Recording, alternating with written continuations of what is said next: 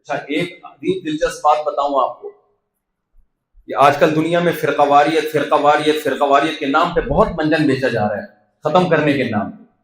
جب بھی کوئی نیا فرقہ آتا ہے وہ کیا کہتا ہے, میں تمام فرقوں کو ختم کر رہا ہوں. ابھی ایک کلپ میری نظر سے گزرا جس میں کوئی اسکالر کہہ رہا ہے کہ یہ دیوبندی, بریلوی, اہل حدیث فرقے تو بر صغیر میں نہیں تھے, پہلے تو اسلام تھا, یہ کب سے نئے نئے فرقے بنا لیے. پہلے یقیناً اسلام تھا لیکن کس شکل میں تھا؟ فقہ حنفی کی شکل میں.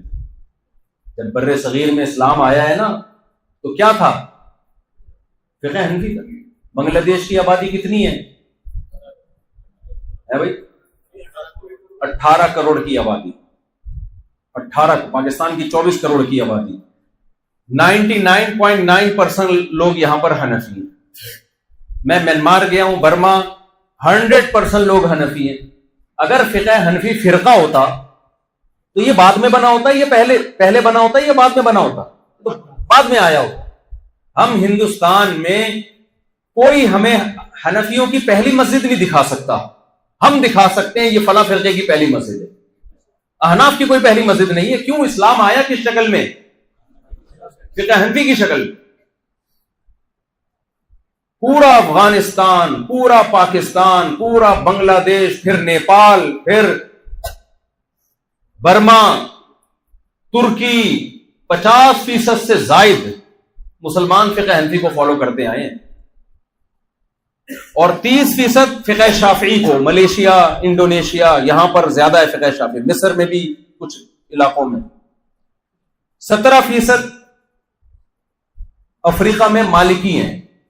2% دنیا میں حنبلی ہیں. یہ ٹوٹل 99% ہو گئے. 1% باقی لوگ ہیں. وہ 1% کہتے ہیں ہم فرقوں کے خلاف ہیں. بھائی ہم کیا ہیں؟ فرقوں کے خلاف. جبکہ وہ کسی مسئلے میں ایک رائے پہ جمع نہیں ہوتے. کسی مسئلے میں ایک رائے پہ جمع نہیں ہوتے. نبی صلی اللہ علیہ وسلم نے فرمایا کہ مسلمانوں کی جماعت کو لازم پکڑو. صحیح حدیث ہے, من شذ, جو مسلمانوں کی جماعت عامت المسلمین سے الگ ہوگا, شذ فی النار, اللہ اس کو کہاں ڈالیں گے؟ آگ میں. جب مسلمان جوق در جوق جنت میں جا رہے ہوں گے نا, جس نے 1.5 اینٹ کی الگ فرقہ بنایا وہ جہنم میں جائے گا.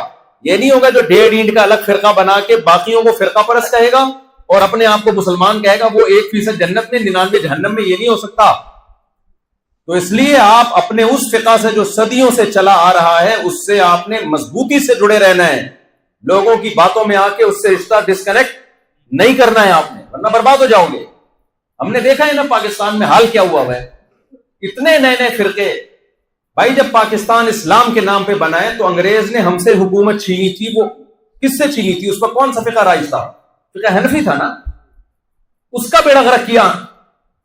آپ کے پاس جب کوئی مرتب فقہ نہیں ہوگا تو پھر ہر شاخ پہ الو بیٹھا ہوگا, انجام گلستان پتہ نہیں کیا ہوگا. یہ جو آزادی کی تحریک لوگ کہتے ہیں ہم حنفی فقہ تک کیوں جائیں, اس سے پہلے نبی جو صحابہ جس کو فالو کرتے تھے ہم اس کو فالو کریں گے نا. یہ بھی ایک منجن ہے. منجن کا لفظ اردو میں ہی سمجھ میں آئے گا, بنگلہ دیش والوں کو منجن نہیں پتا کسے کیا. منجن تو منجن نہیں ہوتا ہے, لیکن وہ جو مفہوم ہے نا منجن کا, کیا کہتے ہیں لوگ, بھائی ہم فقہ حنفی یا شافعی کو کیوں فالو کریں؟ کیا صحابہ شافعی تھے, حنفی تھے؟ ہے بھائی, ہم تو ان پیچھے جائیں گے, نبی تک جائیں گے. نبی اور صحابہ کس کو فالو کرتے تھے؟ ایسے لوگوں کو کہا کرو ہم مصحف عثمانی کو کیوں فالو کریں, ہم مصحف محمدی کو کیوں نہیں فالو کریں, ابو بکر کے مصحف کو کیوں نہیں فالو کریں. یہ معقول جواب ہوگا؟ بھائی مصحف عثمانی یہ وہی مصحف ہے جو صحابہ تابعین کا تیار کردہ ہے. صحابہ کا نے جب دیکھا کہ بہت سارے مصاحف ہیں, اختلاف ہو رہے ہیں, تو سب کو ایک مصحف پہ جمع کر دیا. مرتب اس کے جمع کرنے والے چونکہ حضرت عثمان تھے, اس لیے اس مصحف کو نام کیا دے دیا گیا؟ مصحف عثمانی. ہے اس میں وہی جو پیغمبر پہ قرآن نازل ہوا. ایسے ہی صحابہ جب دنیا میں پھیلے ہیں, کسی کے پاس ایک حدیث, کسی کے پاس دوسری حدیث, کسی نے حدیث کا مطلب کچھ سمجھا, کسی نے حدیث کا مطلب کچھ سمجھا, ہر ایک نے اپنی فہم کے مطابق فتویٰ دیا. یہ زیادہ عرصہ چل نہیں سکتا تھا ایسے. اسلامی حکومتیں وسیع ہو رہی تھی, لہذا جیسے قرآن کو ایک مصحف میں مرتب کیا گیا, تو اسی طرح فقہ کو بھی مرتب کرنے کی ضرورت محسوس ہوئی تاکہ لوگ بے لگام نہ رہیں، کسی ایک مرتب فقہ کو فالو کریں۔ یہ کام سب سے پہلے امام ابو حنیفہ کے شاگردوں نے کیا، پھر امام مالک کے شاگردوں نے، امام شافعی، امام احمد، تو ان کے شاگردوں نے مرتب کیا۔ بہت ساری چیزوں میں اتفاق، کچھ میں اختلاف رہ گیا، امت نے کہا اب جو اختلاف رہ گیا وہ ختم ہونا ممکن نہیں ہے، کیونکہ جو دلائل کی بحث ہو سکتی تھی وہ ہو گئی ہے، اب ان میں سے کسی ایک کو فالو کرو، دوسرے کو بھی برحق سمجھو۔ یہ طریقہ 1200-1300 سال سے امت میں رائج ہے، کامیابی کے ساتھ چلا آ رہا ہے۔ جو اس طریقے سے ہٹے گا وہ لوگوں کو قرآن و سنت کے نام پہ ایک اختلاف کی آگ میں ڈالے گا، وہ ایسے اختلاف کی جنگ میں ڈالے گا جو نہ ختم ہونے والی ہے۔ اس لیے ہمیں فخر ہے ہم اسی طریقے پہ، اب اس کو فقہ حنفی اس لیے نہیں کہتے کہ یہ قرآن و حدیث سے ہٹ کر ہے، اس کو فقہ حنفی اس لیے کہتے ہیں اس کے جامع مرتب کون ہے، مدون کرنے والے کون ہیں، وہ امام حنیفہ ان کے شاگرد ہیں، اس لیے اس کو حنفی کہا جاتا ہے۔ قرآن حدیث کے علاوہ کچھ نہیں ہے اس میں، سمجھتے ہو کہ نہیں سمجھتے ہو؟ تو اس لیے جو اس طرح کے لوگ آ رہے ہیں نا مارکیٹ میں، یہ تمہارا یہ مسئلہ حدیث کے خلاف، حالانکہ ہمارا کوئی مسئلہ حدیث کے خلاف نہیں ہے، کوئی مسئلہ حدیث کے خلاف نہیں، اور اگر بالفرض حدیث کے خلاف تھا تو امام ابو حنیفہ کے شاگردوں نے اس پہ فتویٰ ہی نہیں دیا، وہ چینج کر دیا ہم نے، اندھی تقلید ہمارے ہاں ہے ہی نہیں، سارے الزامات غلط لگائے جاتے ہیں۔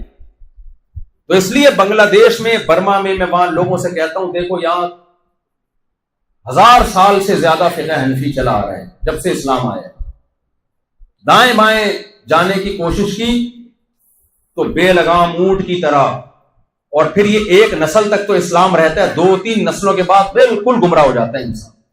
جیسے یورپ میں جا کے جو مسلمان رہتے ہیں نا، امریکہ یورپ میں، 1-2 نسل تک تو جنہوں نے حفاظت کی، 2 نسلوں کے بعد بہت خطرہ ہوتا ہے کہ ٹریک سے بالکل ہی ہٹ جائیں۔ ایسے ہی اگر ہم اس سے ہم ہٹ گئے نا، اس ٹریک سے، اس راستے سے ہٹ گئے، 1-8 نسل تک تو اہل سنت والجماعت والے حکام رہیں گے، اس کے بعد پروگرام خراب ہو جائے گا۔ یہ بات تو آزادی ہے، بے لگام، پھر ایسے ایسے فتوے مارکیٹ میں آئیں گے، ہر شخص قرآن سے اپنی مرضی کی چیزیں نکال رہا ہے، ہر شخص قرآن سے نکال رہا ہے اپنی مرضی کی چیزیں۔ تو اس لیے یہ بھی ہمارے مدارس کے لیے، دیکھو دارالافتاء مضبوط جو فتوے کا نظام ہے وہ تو ہمارے پاس ہے، ہم 2 سال میں تھوڑی مفتی تیار کرتے ہیں، 8-9 سال انسان فقہ پڑھتا ہے، پھر 8-10 سال ماہر مفتیوں کی نگرانی میں، محقق کی نگرانی میں بیٹھ کے پھر وہ فتوے کا علم سیکھتا ہے، اس کے بعد جا کے اس قابل ہوتا ہے کہ وہ فتویٰ دے۔ اور یہ جو نئے مجتہد مارکیٹ میں آ رہے ہیں، ہر شاخ پہ الو بیٹھا ہے، انجام گلستان کیا ہوا، اور کیسے فخر سے کہتے ہیں میری رائے یہ ہے، میری رائے۔ میں نے جامعۃ الرشید میں 8-9 سال پڑھا، پھر اس کے بعد ہم نے تخصص کیا، پھر فتوے میں، پھر 25 سال سے میں فتوے کا کام کر رہا ہوں، اور کتنے مسائل پہ تحقیقی کام کیا ہے۔ کبھی آپ نے میرے منہ سے آج تک سنا میری رائے یہ ہے؟ کبھی سنا اس بارے میں میری رائے یہ؟ ہمیں یہ بولتے ہوئے شرم آتی ہے، اس لیے کہ ہم سے بڑے بڑے علامے ابھی موجود ہیں، اگر ہماری رائے ہوتے بھی ہیں تو جو بڑوں میں جو موافق ہم کہتے ہیں حضرت جی کی رائے یہ بے ادب گستاخ بنا دیا پبلک کو، اور اس کو نام دے دیا تحقیق کا۔ یہ تحقیق نہیں ہے، یہ بے لگامی ہے۔ ہاں ایک بات خوب اچھی طرح سمجھ لو، ہم فقہ حنفی کو فالو کرتے ہیں، درست فقہ شافعی کو بھی سمجھتے ہیں، فقہ مالک کو بھی، فقہ حنبلی کو بھی، لیکن فقہ حنفی کے اس قول کو جس کو دلیل کی بیس کے علماء نے ترجیح دے کر اس پہ فتویٰ دیا ہے۔ فقہ حنفی میں کی کتابوں میں لکھا ہوا ہر قول فقہ حنفی بولو نہیں ہوتا، اس کو دلیل کی بیس پہ ہمارے مشائخ نے ترجیح دے کے اس پہ فتویٰ دیا، اس لیے کہتے ہیں نا مفتابی قول، جس پہ فتویٰ دیا گیا ہے۔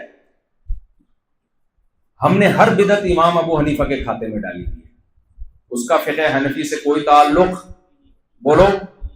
یہ جو اسپیڈ کے ساتھ تراویح ہوتی ہے نا، تراویح اسپیڈ کے ساتھ، یہ جو ہماری سوسائٹی میں بدعتیں رائج ہیں، اہل حدیث حضرات کہتے ہیں دیکھو تقلید کا نتیجہ اتنی بدعتیں ہو گئی۔ بھائی یہ مجتہدین کی تقلید کے ترک کرنے کا نتیجہ ہے، اگر کرتے تو یہ بدعتیں نہ کرتے، ترک کرنے کا نتیجہ کہ یہ بدعتیں آ گئی ہیں۔ تو بدعت سے بھائی اسی طرح جو مشرکانہ عقائد ہیں اس کا فقہ حنفی سے کوئی تعلق نہیں ہے۔ بھائی جتنے توحید پرست ہم ہیں، توحید بر صغیر میں سکھانے والے ہم ہیں، اگر علماء دیوبند نہ ہوتے تو توحید کا اچار ڈل چکا ہوتا بر صغیر میں، ہمارے کسی اکابر کی قبر ایک بالش سے اونچی نہیں ہے، کسی کی قبر پکی نہیں ہے. تو اس لیے آپ جس فقہ سے وابستہ ہیں اس سے جڑے رہیں.